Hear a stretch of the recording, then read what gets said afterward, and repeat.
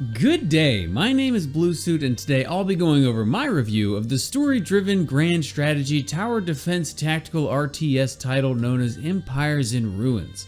In Empires in Ruins you play as Sergeant Hans Heimer, a drunken louse who earned this terrible assignment because he knocked some young lord's teeth out over a smug glance. It's up to you to hold your brandy and lead your company in a campaign through the wild lands of the Western Marches as Sergeant Heimer's inept leadership divides his allies and emboldens his rivals.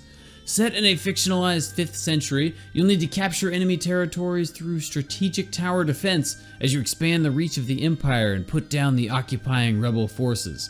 It's a task that the Crown has deemed nigh unwinnable, which is why they've chosen the absolute bottom of the barrel, totally expendable Sergeant Heimer to accomplish it. In terms of story, Empires in Ruins does miss the mark in a few key areas. For one, the story really isn't that engaging.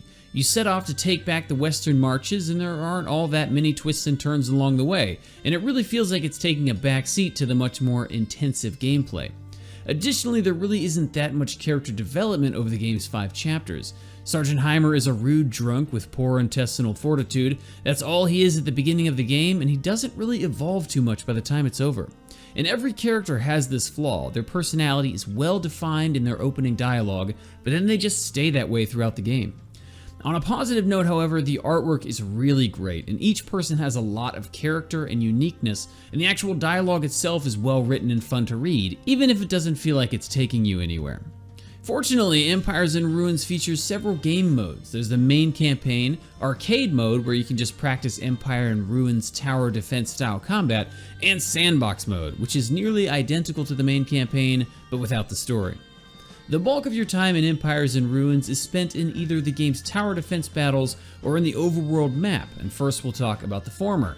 Battles begin with limited resources. You have to spend these resources on what few defensive towers you can to prepare yourself for wave after wave of increasingly difficult enemies. At the beginning of the story campaign, you really only have the most basic defensive options available to protect your base. But as you progress the overall story and make your way through the game's chapters, you can work to unlock new technologies or improve the ones that you have. Guard towers can be upgraded to composite bow towers, which can later be fitted with flaming arrows, or your catapult towers that can be later equipped with huge cannons that can bombard enemies from long range. The benefit that the Sandbox mode has here is that these technologies aren't gated behind chapter progression, and you can more freely decide if you want to take extra time to unlock the more expensive options early, such as the Battle Temple that uses faith and magic to buff your allies and hinder your foes. It should be noted that this is not a casual, mobile-esque tower defense game. Empires in Ruins is very challenging, not only in the endgame where giant Zeppelin-type aircraft are bombarding your fortifications from the sky, but also in the early game when resources are scarce and you're still climbing over this game's rock wall of a learning curve. Honed over 13 months of early access and 5 years of previous development, Empires in Ruins combat offers depth, risk, and victory for players who stick around long enough to learn its nuances. This is definitely a game where people are either going to love it or hate it, and that will be determined by how hard they work to get better at its combat and management mechanics. Which leads me to the second major aspect of Empires in Ruins, the grand strategy and city management.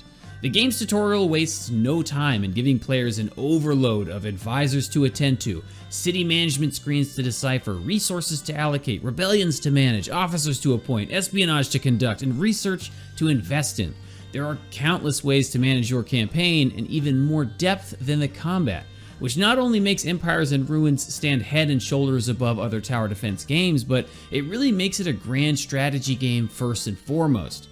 The 4X gameplay is also paced really well, as you slowly take over territory after territory and unlock new and deadlier weapons of war. The endgame is less about the conclusion of the story and really more about getting to see these big war machines clash against hardened stone battlements while you bite your nails and hope that you've built the right equipment in the right places. Lastly, there is a bit of an issue with quality of life in Empires in Ruins, and in a lot of ways it still feels like early access. I often found that some buttons don't work, like the encyclopedia, which it actually looks like the devs have temporarily removed that at the time of this review. I would also definitely like to see more hotkey customization options with this style of combat, as well as some more user-friendly UI. For example, when you hover over an item in your research tree, it'll say something like crossbow tower, click for details. And then when you click on it, it just says unlocks the crossbow tower. Like, yeah, I know that, but what does the crossbow tower do? I'd wager that we're gonna see some post-launch patches to correct some of these issues, so I'm really not too concerned with them.